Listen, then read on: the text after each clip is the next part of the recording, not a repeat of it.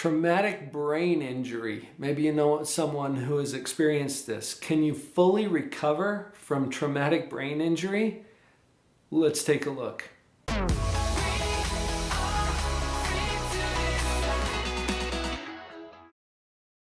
Hi folks, this is my friend Greg Nordfelt. Greg has been a guest on my show, Live on Purpose Radio, on the podcast, and he's a colleague in the National Speakers Association. Phenomenal, inspiring speaker, and if you need a great speaker for your event, this guy can cover some really cool topics. Greg comes from a background of commercial banking. You were a bank executive, high senior management. He has suffered 3 traumatic brain injuries. 3. Like 1, 2 wasn't enough. 3. And crazy, right? Nobody better, Greg, really, to address this topic. Can my brain heal? Can I recover from a traumatic brain injury? What do you think, Greg? You can. You can. I'm sitting here. I hope. Is this me? Will you tell me if this might actually be you? Okay. Can you share with our viewers today, Greg, what you've learned about that? Because you were in a position. Now, you wrecked your Harley, right? I did. And as a result of that, suffered a traumatic brain injury, which left you in a coma for a period of time and put you into an extensive period of recovery and therapy and rehab. Some of the doctors, some of the professionals, some people who have opinions about this said that you're not going to recover. At least certain parts of your function. Your brain's gone. It's nuked, right? No, I know I've got you going on this. Greg, share with our viewers a little bit about what you've learned about that, about the ability of the brain to recover. Luckily, they didn't tell me I was new, and they didn't tell me... Okay, so I overstated that. They didn't tell me that I wouldn't get my senior management banking position back until 6 years later. And so I was an extremely driven and motivated person before my Harley accident, and that personality drive remained with me after I woke up from my coma. And initially, I was unbelievably driven just to hear these words: Greg, you're doing a good job. So I was reliving my childhood as a 10-year-old boy just to please people. So I would do anything just to hear the therapists and the physicians say, Greg, you're doing a good job. Yeah. And so I was working 2, 3, 4 times as hard as the therapists and the physicians would ask me in acute neural rehab just to hear those words. I was unbelievably hard working.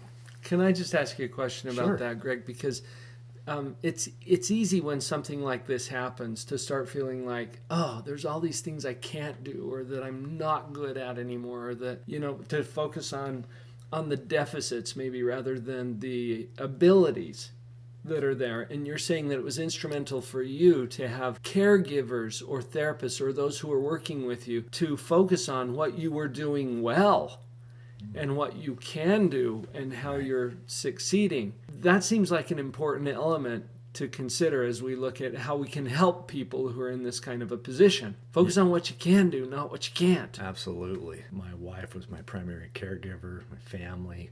I was surrounded by a network of support, which is one of the most critical things in reaching a high level of recovery with a traumatic brain injury, and continuing to hear those positive feedback from therapists, physicians, and your caregivers is the top of the list. And your own awareness and acceptance of where you're at is at the top level as well, right, in recovery. And then getting the right tools from your neural rehab team, and having those tools available, and having the drive and motivation to use those tools, and working harder than they required, as we just mentioned, is at the top level of being able to hit a high recovery level, and not comparing yourself to anybody else.